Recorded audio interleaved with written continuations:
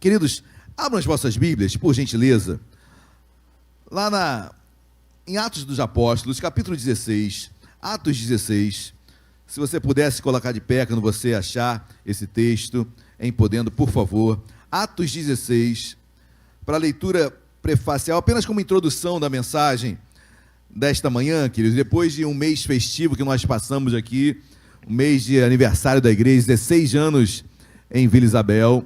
Então, nós agora estamos entrando nesse ano, um ano de uvas boas, amém? Esse é o nosso tema para esse ano novo em Vila Isabel, ano de uvas boas, ano de frutificação, ano de plantio, ano de colheita, ano de evangelização, ano de ganharmos almas. Não tem outra razão de estarmos aqui, amém? Ano de poltronas cheias, ano de lugar pequeno para tantas pessoas que entrarão neste lugar, em nome de Jesus. Atos 16, versículo 9, quem achou, diga glória a Deus. Versículo 9 diz assim: à noite sobreveio a Paulo uma visão, na qual um varão macedônio estava em pé, e lhe rogava, dizendo: passa a Macedônia e ajuda-nos. Oremos. Deus amado, em nome de Jesus, Deus, nós colocamos nossas vidas diante de Ti.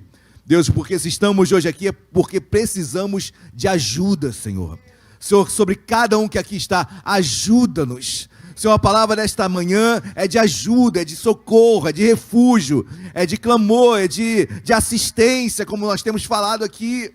Senhor, ajuda a família do Tiago Cardoso. Senhor, ajuda-nos nesta manhã, porque precisamos, carecemos da Tua glória, da Tua graça, precisamos de Ti. Cada um na sua petição especial, cada um na sua debilidade, precisamos de Ti, Senhor. Então ajuda-nos nesta manhã com aquilo que Tu tens para nós, e o que Tu tens para nós é o melhor.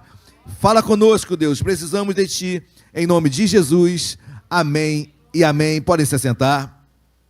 Queridos, estamos aqui na segunda viagem missionária de Paulo, e Paulo tinha um desejo no coração dele, que era partir para a região já da Galácia. Paulo tinha um desejo de já entrar ali na região da Turquia, atual Turquia. Ele queria pregar naquela região, mas no meio de uma noite, a Bíblia diz, à noite, sobreveio Paulo uma visão. Dá ensejo a entendermos que seria um sonho, porque foi à noite, mas pode ter sido uma visão realmente que Paulo teve visível. Visão visível é uma beleza, né, queridos?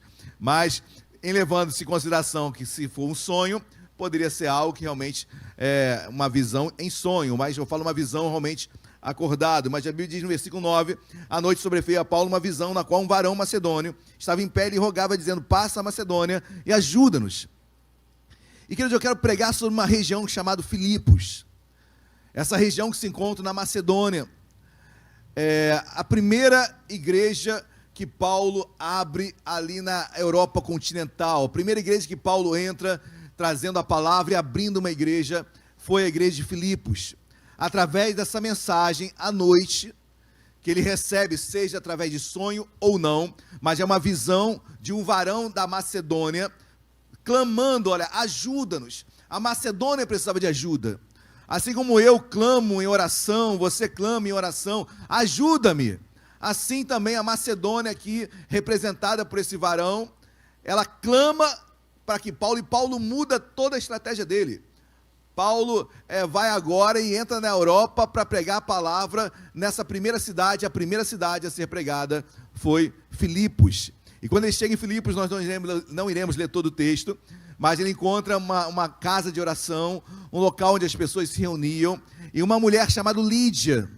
Você vai ver, queridos, que Filipos era uma igreja de mulheres firmes, era uma igreja de mulheres que praticavam oração, mulheres ativas na igreja, mulheres que tinham cargos importantes na igreja. A igreja de Filipos era uma igreja com muitas mulheres. Paulo faz menção, inclusive, a muitas delas na carta aos Filipenses. Mas quando eu leio isso tudo, queridos, foi a primeira carta, e Paulo, quando vai escrever a Filipos, é porque ele entendeu, depois de passar ali pela primeira vez na segunda viagem missionária, ele começa a ansiar em escrever uma carta à igreja de Filipos. E eu quero falar sobre a carta que Paulo escreve aos Filipenses, queridos. Uma carta em que Paulo estava preso em Cesareia Marítima, Paulo preso por causa do Evangelho, por causa da palavra, e ele agora, juntamente com Timóteo, que o visita, ele começa a escrever essa carta para a igreja de Filipos. Lembre-se, primeira cidade a ser visitada por Paulo na sua segunda viagem missionária, com base nessa visão que ele teve de ajuda. Filipos precisava de ajuda, aquela igreja precisava de ajuda, ou melhor, aquele povo que ali estava precisava de ajuda.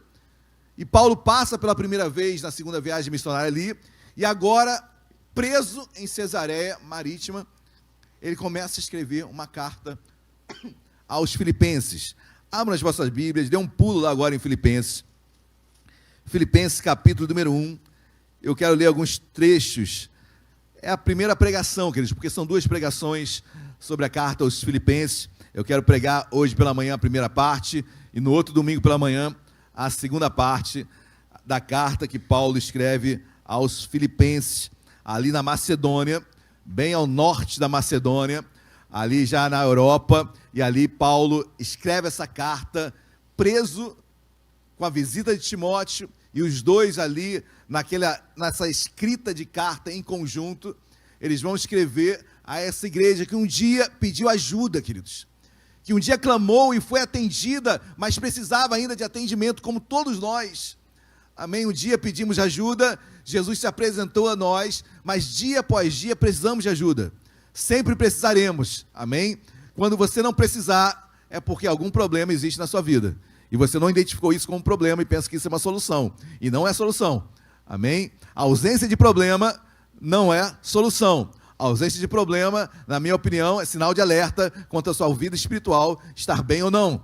Amém? Porque quando você está bem com Deus, com a sua vida espiritual presente, firme em Deus, as coisas se levantam contra. Amém? Não há outra razão. Mas se as coisas não se levantarem contra você, é porque talvez a sua vida não esteja na direção correta, na direção de Deus. E Paulo, juntamente com Timóteo, seu filho na fé, vão escrever agora essa carta aos Filipenses. Lembre-se, Paulo está preso, queridos, em Cesareia, num cárcere. Paulo afligido, Paulo emocionalmente abalado, fisicamente abalado, mas ele não se esquece da sua igreja fundada por ele na segunda viagem missionária. Ele não se esquece daquele clamor de ajuda-nos, ajuda-nos. É como se um eco permanecesse em seu ouvido de que a ajuda ainda era necessária àquela igreja. E Paulo vai escrever, querido, e sempre quando eu estiver pregando aqui nesta manhã, lembre-se que igreja sou eu e você, somos nós, amém? Igreja não é esse móvel aqui feito de paredes. Isso aqui, queridos, quando todos nós sairmos daqui, vai ser um imóvel como qualquer outro. O que se faz chamar igreja é quando dois ou mais estiverem aqui. Jesus está presente, eu sou igreja, amém? Jesus habita dentro de nós, amém? Então, esse aqui é apenas um imóvel, mas quando eu estiver pregando hoje aqui, saiba que essa mensagem é para você, para mim, para cada um de nós. E olha que diz o capítulo 1, eu intitulei alguns pontos, como se Deus é assim como está, falando conosco, nos ajudando. Filipenses 1, versículo 1 diz assim: Paulo e Timóteo, servos de Cristo Jesus, a todos os santos em Cristo Jesus, inclusive bispos que vivem em... Era uma igreja constituída, uma igreja sólida, uma igreja que já tinha até uma hierarquia, bispos, diáconos, bispos na maioria das vezes eram supervisores de outros, ou seja, uma igreja com uma hierarquia feita. Queridos, quando eu olho para isso e olho para essa igreja de Filipos, que Paulo está escrevendo agora, como mais uma ajuda para aquela igreja, eu olho para a minha vida, porque eu vejo uma hierarquia aqui sendo estabelecida. Eu estava conversando em gabinete com Otávio e Patrícia. Otávio é militar da Marinha, nós estávamos falando um pouquinho sobre hierarquia, algo que ele sabe muito bem o que é hierarquia. O militar, ele já entra, já aprendendo desde o início o que é obedecer a autoridades. E nós, na maioria das vezes, queridos, temos uma certa dificuldade em obedecer a autoridades. Ou estou falando algo errado? Sejam elas boas ou más, A Bíblia diz que toda autoridade é constituída por Deus, seja ela boa ou má, queridos. Então, se estabelecer e ficar debaixo de uma autoridade que aos seus olhos não está fazendo o que é correto, é muito difícil, Mas o interessante é que a primeira coisa que Paulo faz, quando escreve aos Filipenses, é entender que há uma hierarquia naquela igreja. Havia bispos e diáconos. A primeira coisa que eu tenho que entender na minha vida, queridos, é que eu tenho que obedecer, por exemplo, pai e mãe. Eu tenho que obedecer àquele que está acima de mim no meu trabalho. Eu tenho que obedecer às estruturas hierárquicas que Deus coloca sobre a sua vida. Amém, meus amados? Glória a Deus. Honrar pai e mãe é princípio de Deus. Então, existem hierarquias em todo lugar, da sua vida secular, na sua vida familiar, na sua vida dentro da igreja. Eu tenho que entender que há autoridade sobre a minha vida. E eu tenho que obedecê-las. Amém, queridos? Glória a Deus. Então, a primeira coisa que eu extraio, quando eu vejo Paulo escrevendo à igreja de Filipos, olha, ajuda-nos, perfeito, já ajudei na segunda viagem missionária. Mas eu tenho uma palavra para vocês, igreja. Olha, tem uma hierarquia aí. Tem que obedecer bispos e diáconos. Olha, tem que se estabelecer e entender que eles estão numa posição hierárquica acima de vocês. Olha, você, homem, na tua empresa, o teu patrão ainda é o teu líder na tua área. Então obedeça-o. Enquanto você ficar murmurando e falando mal dele para outro, você não vai ser abençoado. Olha, o teu pai e tua mãe, por todos os erros e falhas que podem ter tido na vida, ainda são seu pai e sua mãe. E devem ser honrados, amém, queridos? Devem ser honrados, devem ser perdoados se necessário for. Mas há uma hierarquia em tudo na minha vida, há uma hierarquia. Amém, queridos? Glória a Deus. Quem está tendo, diga glória a Deus. Então, primeiro, Deus quer te ajudar. Amém? Deus quer nos ajudar. Então, entenda o que é hierarquia na sua vida. Senão estaremos lutando contra Deus. Nós não lutamos contra Deus, nós lutamos com Deus. Sempre, amém? Então, se você acha que pelo seu se rebelar contra uma autoridade, Deus vai fazer justiça na sua vida, você está muito enganado. Amém? Isso não quer dizer que você não lute pelos seus direitos, isso não quer, mas tudo com muito respeito. Sem entender, sem querer retirar alguém de seu posto, seu lugar, com muito respeito você vai exercer o seu direito, mas entendendo que ela é uma autoridade sobre a sua vida. Eu digo numa vida secular, ok? Amém, meus amados? Glória a Deus. Então, em primeiro lugar, guarda isso. Paulo, quando vai escrever em Filipos, ele fala, olha, primeira coisa, tem autoridade aí, uma das primeiras igrejas a serem estabelecidas como hierarquicamente, bispos, diáconos, e glória a Deus por isso. Versículo 3, olha o que diz: dou graças ao meu Deus por tudo que recordo de vós, fazendo sempre com alegria súplicas por todos vós, em todas as minhas orações, pela vossa cooperação no Evangelho, desde o primeiro dia até... Paulo mostra uma gratidão imensa aqui. Eu quero destacar a gratidão, queridos. Paulo agradece a igreja de Filipos, desde o início até agora. A igreja de Filipos foi uma igreja, depois nós falaremos sobre isso no outro domingo, mas que sempre ajudou Paulo, nos momentos mais difíceis de Paulo, a igreja abençoava, a igreja de Filipos abençoava Paulo. Gratidão, queridos, sejamos gratos. Então o que Paulo está falando é o seguinte, olha, ajuda-nos, seja grato àqueles que te ajudam, àqueles que te abençoam, àqueles que estão ao seu lado. Gratidão é tudo na nossa caminhada com Deus, queridos. E Paulo vai extraindo isso sobre a vida daquela igreja. Olha, gratidão, eu sou grato porque vocês me assistiram, vocês me ajudaram em todo o tempo. Até no início, quando ninguém me assistia, ninguém me ajudava, a igreja de Filipos foi a primeira a me ajudar, inclusive financeiramente. Paulo foi ajudado muito financeiramente pela igreja de Filipos. Então, quando ele vai escrever essa carta, além da hierarquia que ele entende, e eu tenho que entender na minha vida, queridos, seja grato por aquilo que você tem, amém? Talvez ainda não seja o que você almeja, mas seja grato. Talvez ainda não seja o ideal para você, mas seja grato. Talvez ainda esteja aquém do que você deseja, mas seja grato, amém? E Deus vai abençoá-lo. Ser fiel no pouco e sobre muito... Então seja fiel no pouco. Deus nos prova no pouco, queridos. Sempre assim. Deus prova se você é fiel no pouco. Ah, se eu recebesse mais, eu não iria me corromper. Mentira. Mentira. Porque Deus está te provando no pouco. Se você for fiel no pouco, aí sobre muito Ele te coloca. Então você não vai ser fiel quando você receber muito. Porque já no pouco você se corrompe. Então, queridos, que Paulo estava exercendo e ensinando aquela igreja, eu sou grato. Eu não me esqueci de vocês. Queridos, olha, eu estou falando de um homem que está preso em Cesareia, lá em Israel. E agora escreve esta carta para a igreja em Filipos, na Europa, muitas vezes sendo levada por um outro homem chamado, e um nome lindo, se você quiser botar no seu filho, esse nome é lindo, um homem chamado Epafrodito. Então, seu próximo filho, coloque Epafrodito. Então, era um homem que levava muitas das mensagens de Paulo para as igrejas. Então, queridos, mas quando eu leio isso, eu vejo gratidão nesse homem. Eu vejo gratidão de Paulo para a igreja em Filipos. Terceiro ponto. Olha que de versículo 6. Olha o que Paulo declara para aquela igreja. Estou plenamente certo que aquele que começou a boa obra em vós há de completá-la até o dia de Cristo Jesus. Aliás, é justo que eu assim pense de todos vós, porque eu vos trago no coração, seja nas minhas algemas, seja na defesa e confirmação do Evangelho, pois todos sois participantes da graça comigo. Queridos, esse texto é tão lindo que eu quero dividi-lo.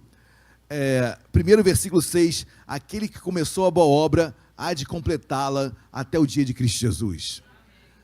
O que Paulo está falando é o seguinte, olha, ainda não completei, mas eu sei que eu vou completar a obra que Deus colocou nas minhas mãos. Querido, saiba disso na sua vida, Deus vai completar a obra que se iniciou na sua vida. Não desista, não pare. Até o dia de Cristo Jesus, essa obra vai ser concluída. E Paulo declara para a igreja que ele tanto ama, olha, estou plenamente certo de que aquele que começou a boa obra, há de completar até o dia de Cristo Jesus. Queridos, falta pouco, amém? Deus vai completar esta obra na sua vida. Eu falo da obra dia a dia que nós passamos, ok? Eu não falo da obra completa, senão eu estaria falando para você morrer amanhã, né? Porque a obra completa é só quando nós formos chamados por Deus, mas eu falo só a obra do dia a dia, os desafios do dia a dia. Deus vai completando, Deus vai completando, Deus vai dando cabo, Deus vai dando vitória, em nome de Jesus, amém? Mas o versículo 7 é muito lindo, queridos, porque eu botei assim, motivação. O que te motiva, queridos? O que te motiva a andar com Deus? Ah, pastor, é Deus. É uma boa resposta. O que te motiva a estar na igreja? Ah, é Jesus, o que Ele fez na cruz por mim. É uma excelente resposta também. Mas olha, o que além de tudo isso, olha o que motivava Paulo, que às vezes a gente passa rápido e não lê. Eu falei sobre hierarquia, eu falei sobre gratidão, eu falei sobre essa conquista, essa obra que Deus completa em nossas vidas. Mas olha o que motivava Paulo, olha o que diz versículo 7. Aliás, é justo que eu assim pense. Pense o quê? Que Deus vai completar a obra na minha vida, amém? Aliás, é justo que eu assim pense de todos vós, porque vos trago no... Paulo trazia a igreja de Filipos no coração dele, queridos. Assim, na minha vida com Deus, como pastor, como pai, queridos, inúmeras vezes já pensei em desistir. Inúmeras vezes já pensei em parar. Mas trago no meu coração, em primeiro lugar, claro, Cristo. Mas só que Paulo aqui está dando respaldo para outras pessoas. Além de Cristo, Paulo está falando, olha, eu trago vocês no meu coração. Quando eu penso em desistir, eu lembro de Filipos. Eu lembro que eles confiam em mim. Eu lembro que eles oram por mim. Eu lembro que eles mandaram dinheiro para mim. Carrego eles no meu coração. Carrego minha família no coração, queridos. Carrego essa igreja no coração. Você carrega a tua família. Você carrega os teus familiares no coração. E certamente, queridos, isso nos motiva. E glória a Deus por isso. Eu sempre falo, queridos, quando meus filhos nasceram, eu me tornei mais crente. Porque não é mais só por mim, é por eles também. E eu sei que meus erros espelharão nele, e meus acertos também se espelharão neles. Então, quando eu vejo essa passagem, Queridos, que motivação linda. Vou ler novamente. Aliás, é justo que eu assim pense de todos vós, porque vos trago no coração, seja nas minhas algemas, seja na defesa e confirmação do evangelho, pois todos sois participantes da graça comigo. Olha o que Paulo fala, olha, vocês participam da graça comigo.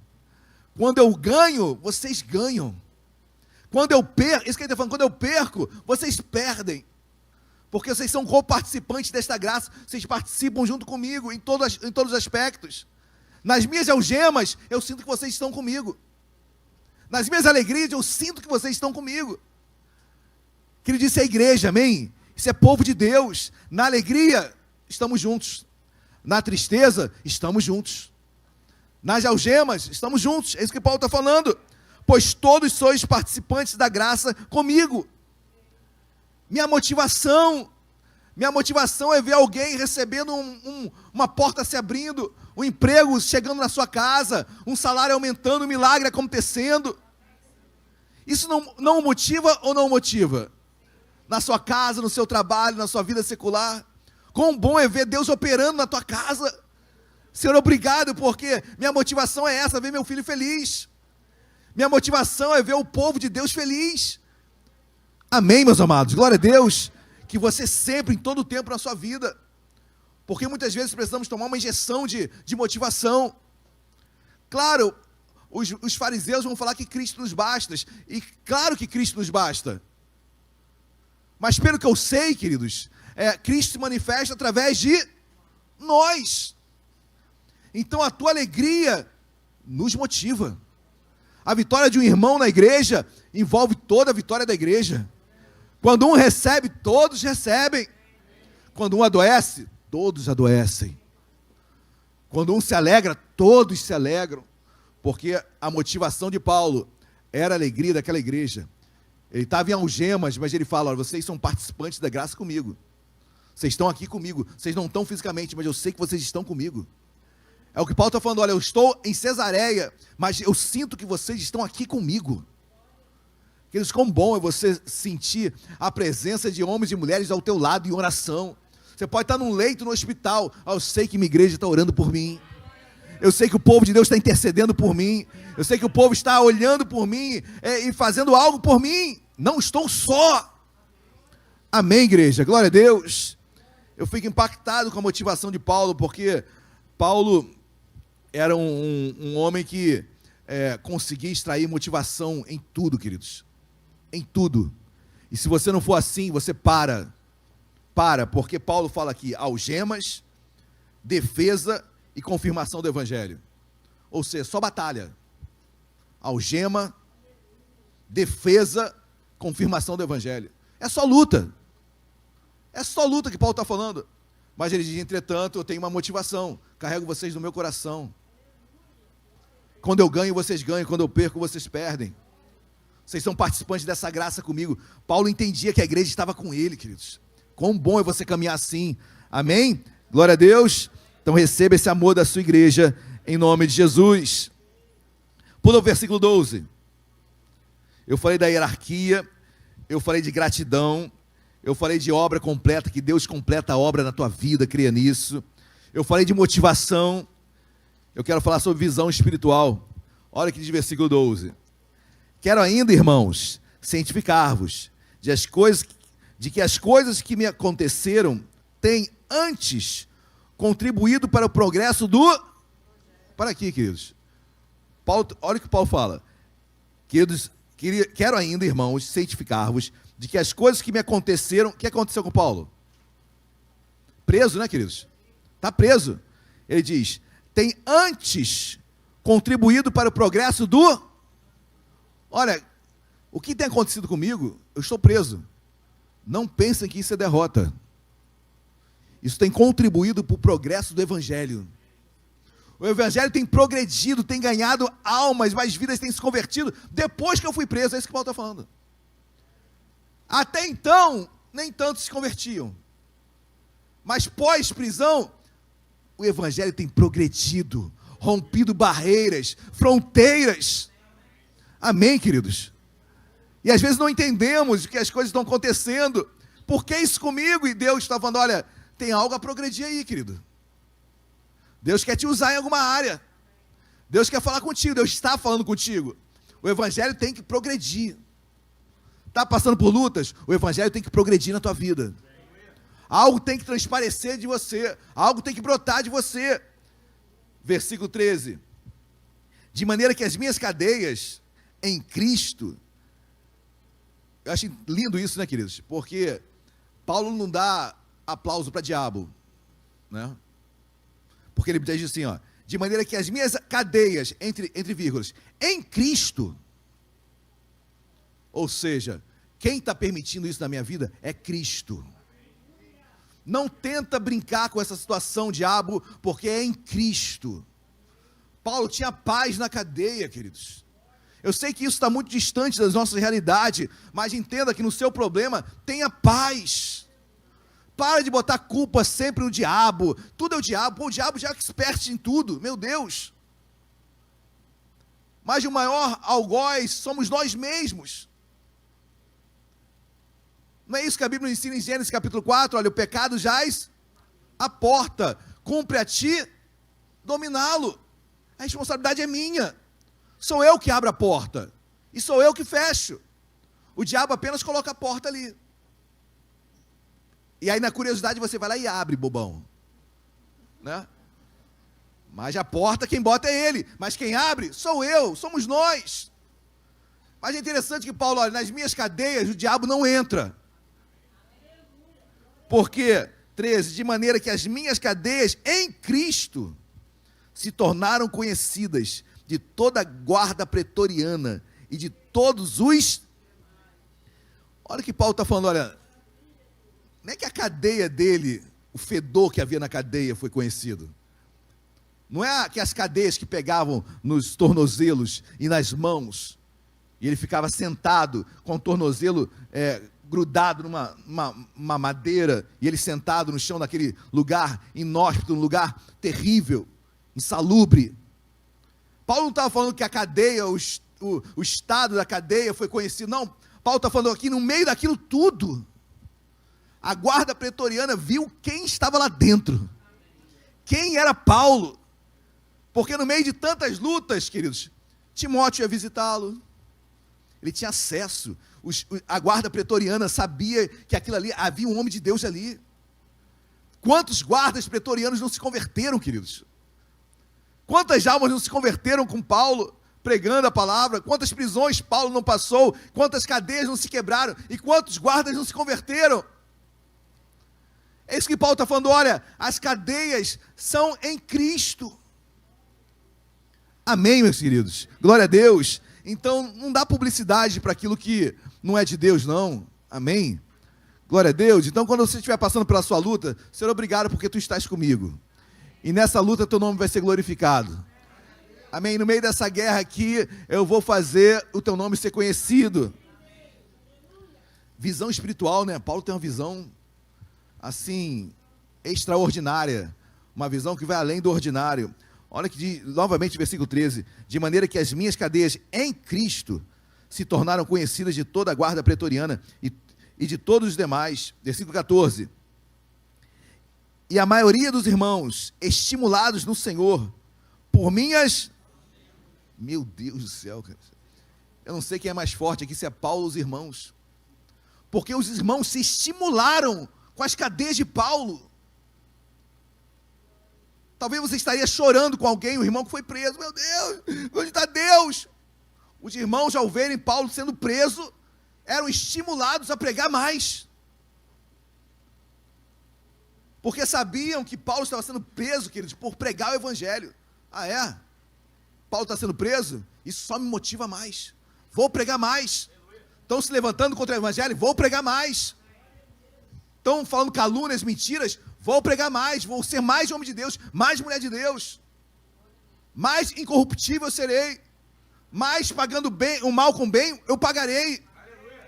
Amém, meus irmãos? Tem que me estimular a isso. Quando eu vejo um homem de Deus, uma mulher de Deus, não se corrompendo, isso me estimula. Isso me estimula. Está falando, acho que foi para Mateus, de uma uma amiga sua, né, Mateus, que é cristã e as pessoas estavam isolando ela. Eu falei, é ela que você tem que ir, Mateus. É nela que você tem que ir. Tem que colar nela. Amém? Ela precisa. Porque isolaram porque ela mantém uma postura digna de evangelho. Cole nela. Esteja com ela. Auxilie. Porque, queridos, isso tem que me estimular. Quando eu vejo alguém passando por dificuldade por causa do evangelho, isso me estimula a ser mais crente ainda. Glória a Deus, queridos. 14 é lindo. E a maioria dos irmãos, nem todos, mas a maioria pelo menos, a maioria dos irmãos, estimulados no Senhor por minhas algemas, ousam falar com mais desassombro a palavra de Deus.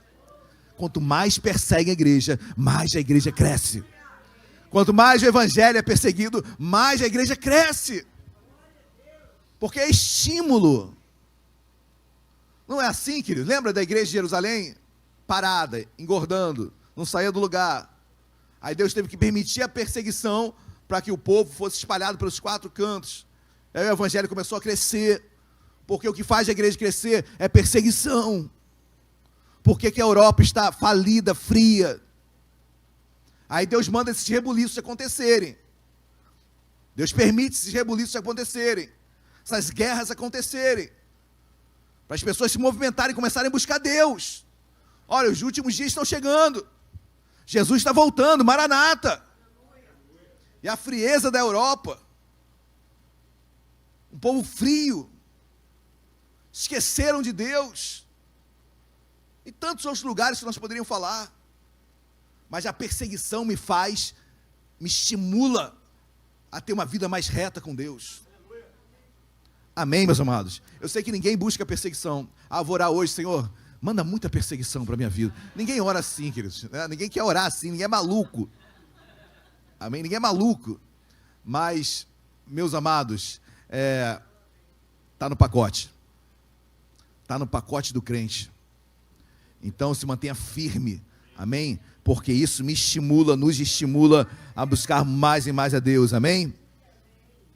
Visão espiritual, Paulo tinha essa visão, não apenas ele, a maioria que andava com ele. Versículo 27, olha o versículo 27, é mais lindo ainda. 27 diz assim, vivei, aí entre vírgulas, acima de tudo, para aqui.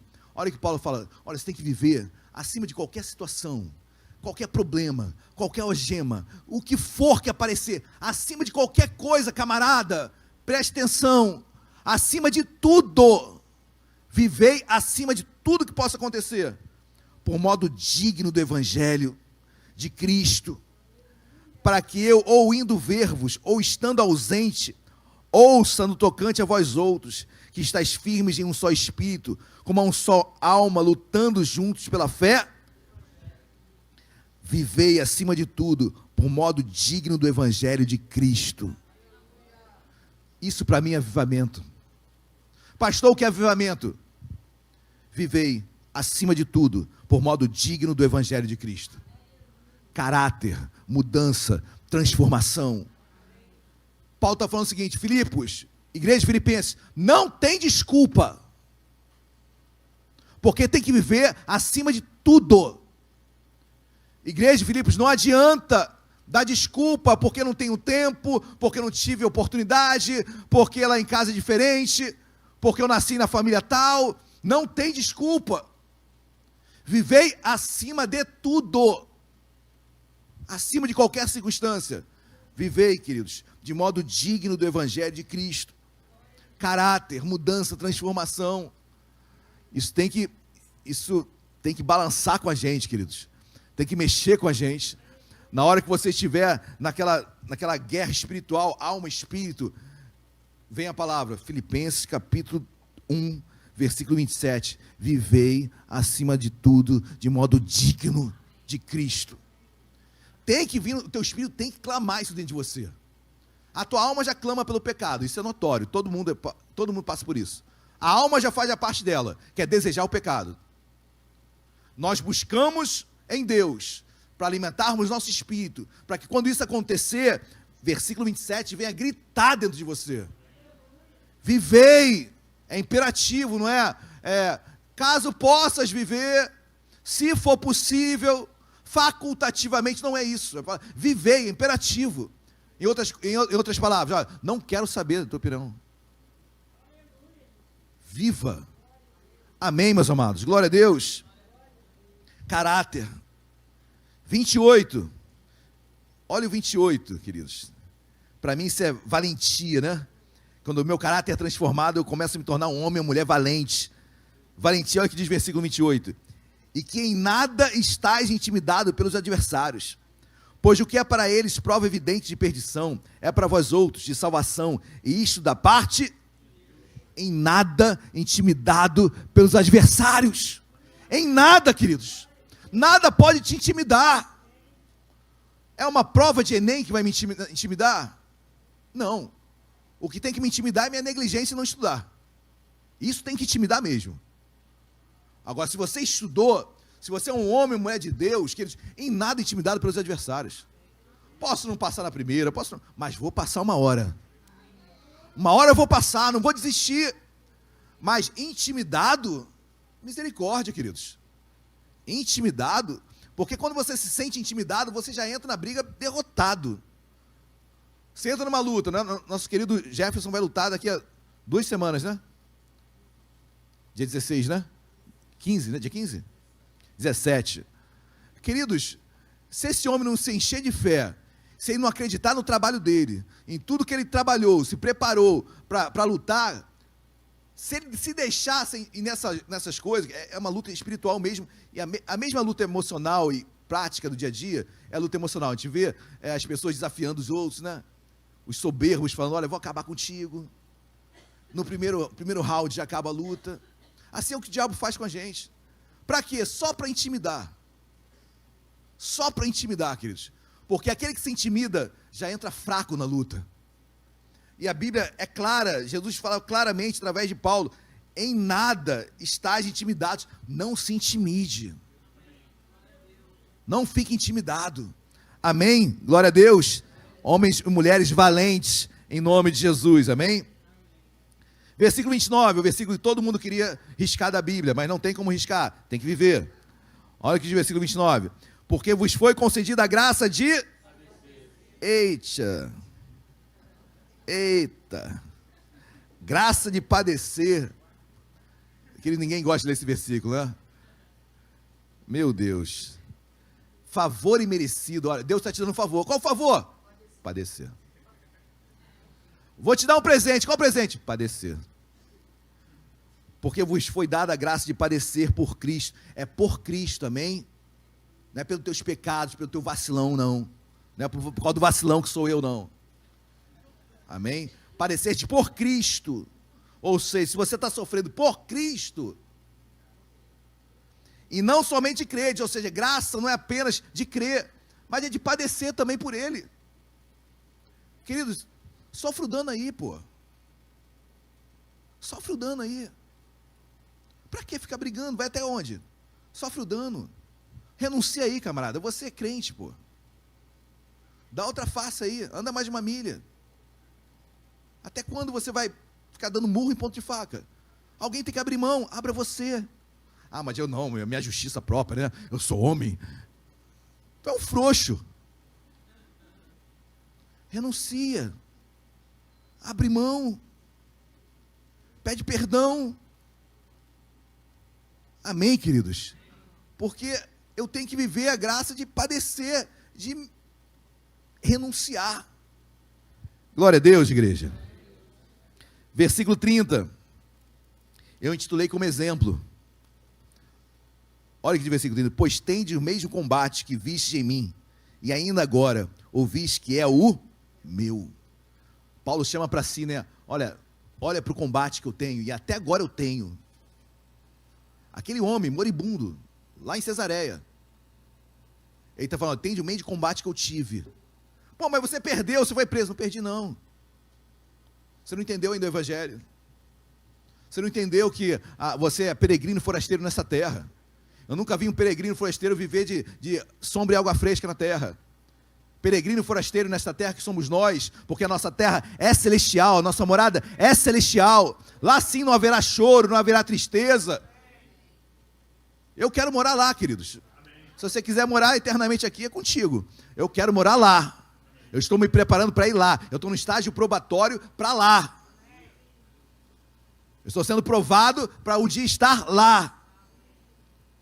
Tem gente que acha que está sendo provado para viver aqui. E aí quando consegue aquilo que deseja aqui, para. Já conseguiu. E ele se esqueceu que todos nós viveremos eternamente. A questão é aonde? Mas todos nós viveremos eternamente. No céu ou no inferno. Ah, pastor, não fala essa palavra que é muito feia, não. Está na Bíblia. Existe inferno, tem céu, tem diabo na Bíblia, está escrito também. Ah, pastor, mas você fizeram na tua cabeça, não fizeram na minha cabeça nenhuma, queridos. Graças a Deus por isso, amém? Só meu coração mudou. Eu li a Bíblia e acreditei nela, pela fé, amém? Então, Paulo falou, olha, siga o meu exemplo hoje e ainda agora, ouvis que é o meu. Paulo faz questão de falar, ainda agora, porque eu estou preso, mas não perdi. Minha coroa não é nesta terra, minha coroa é no céu. Não perdi. Pensam que a cadeia me parou, não me parou. Que você pensa que o não que você tomou parou, você não parou. O laudo que você recebeu não te para, em nome de Jesus. Levanta, vai em frente, que Deus tem o melhor para você. Esse é o exemplo que nós temos nas Escrituras de Paulo e de Cristo, obviamente. Quase encerrando, queridos. Capítulo 2, versículo 3. Eu intitulei como humildade. Isso aqui daria um livro, né, queridos?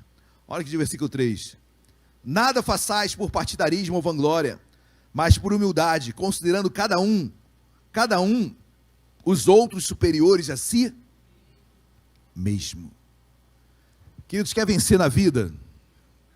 Quem vencer na vida aqui na terra e no céu? Quem quer vencer? Amém. Considere cada um superior a si mesmo. A partir do momento que eu considero, ah, pastor, mas ele, em toda a área da tua vida, em todos os setores da tua vida, considere aquele que está do teu lado superior a você. Porque você vai estar sempre ralando para ser melhor. Considere sempre quem está do teu lado maior que você. Até aquele que talvez seja mais simples, sempre tem muito, mas muito para te ensinar. Considere todos que estão ao teu redor superiores a você, e você sempre estará crescendo.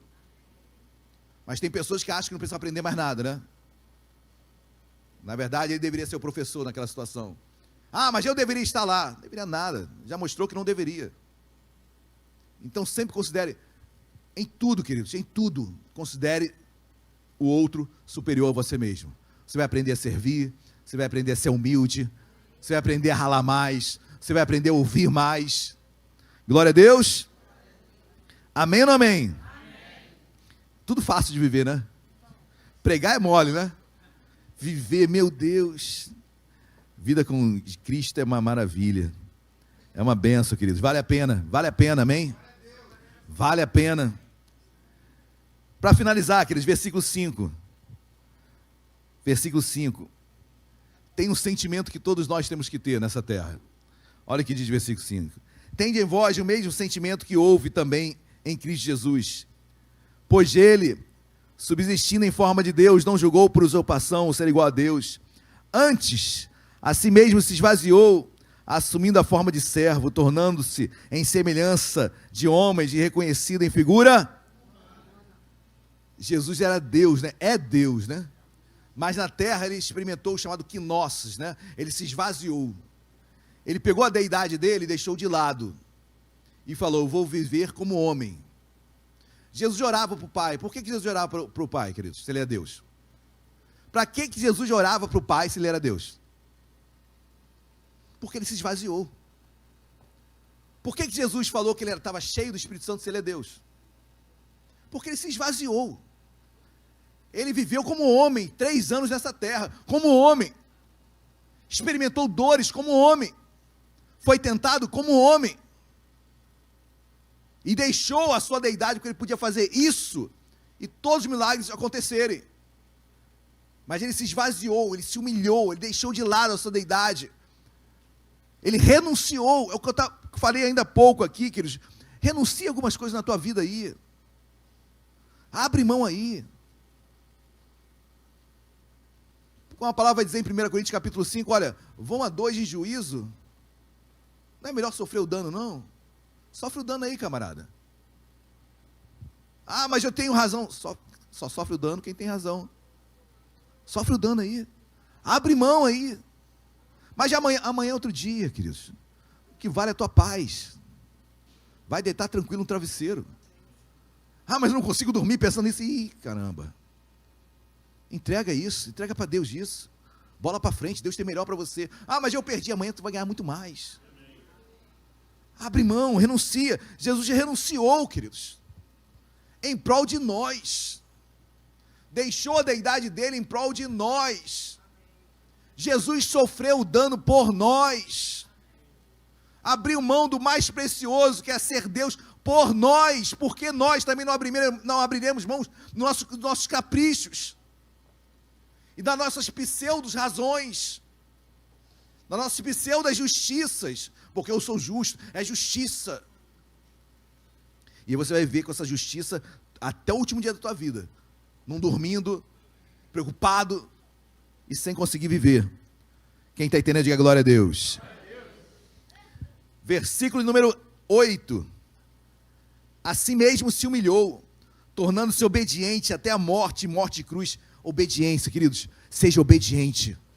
É melhor obedecer do que sacrificar. Pastor, obedecer e sacrificar, isso era no Antigo Testamento hoje. Queridos, é melhor obedecer do que ficar pedindo perdão toda hora. É isso, no Novo Testamento é isso. Nada contra pedir perdão toda hora. Graças a Deus, eu peço muito perdão. Mas concordo comigo que é melhor obedecer do que pedir perdão toda hora? É isso que... Obediência é um princípio áureo na vida de todo cristão. Obedeça e Deus vai te honrar. Obedeça e Deus vai irá surpreendê-lo. E a obediência geralmente é naquilo que não nos agrada, né, queridos? Obedecer é porque alguém falou algo que você não queria fazer. E você vai ter que obedecer. Obediência é um princípio que Jesus nos ensina, amém? Para encerrar, queridos, quando você é humilde, quando você obedece, versículo de número 9, receba isso na sua vida, pelo que também Deus o exaltou, sobremaneira, e lhe deu nome que está acima de todo, assim como Deus exaltou o seu Filho, assim como o Pai exaltou o seu Filho Jesus. Querido, se você for humilde, entender cada um superior a si mesmo, se você sofreu dano, se você for obediente, Deus irá exaltá-lo. Eu quero profetizar sobre a sua vida, Deus exaltando você no teu trabalho, na tua saúde, no teu ministério, em todas as áreas, Deus irá nos exaltar. Vamos colocar de pé. Deus tem exaltação para você, queridos, para todos nós. Mas já o princípio tem que obedecer, tem que ser humilde, considerar cada um superior a si mesmo, tem que abrir mão, tem que sofrer dano, tem que ter a graça de padecer, tem que ser grato, tem que saber que o que nos motiva, o que te motiva a estar aqui. Amém, meus amados? Receba a exaltação de Deus aqui. Deus tem o melhor para você. Deus tem exaltação para você. Deus quer honrar, sim, o nome dele na tua vida. Deus tem algo melhor para você, não pare, não desista. Amém? Tem exaltação de Deus na sua vida. Quem quer ser exaltado, diga glória a Deus. Amém, queridos. Então obedeça, se submeta. Amém? Espere em Deus, que Deus vai te honrar. Deus vai nos honrar. Amém? Porque Ele nos ama. Nos ama, tem palavra de vida para nós, para cada um de nós. Então não pare, não cesse. Vamos chamar a atenção de Deus para as nossas vidas nesta manhã. Fala com Deus aí no seu lugar. Enquanto nós iremos louvar aqui, queridos, vá falando com Deus. Senhor, me ajuda, porque o tema da mensagem hoje é ajuda-nos. Essa carta que Paulo escreve à igreja de Filipos é uma carta de ajuda. É uma carta de um povo fiel, mas que via agora o seu líder Paulo encarcerado, e que o tinha como exemplo. Vamos orar, Deus vai nos ajudar. Deus vai te ajudar. Deus nos ajuda nesta manhã. Aleluia.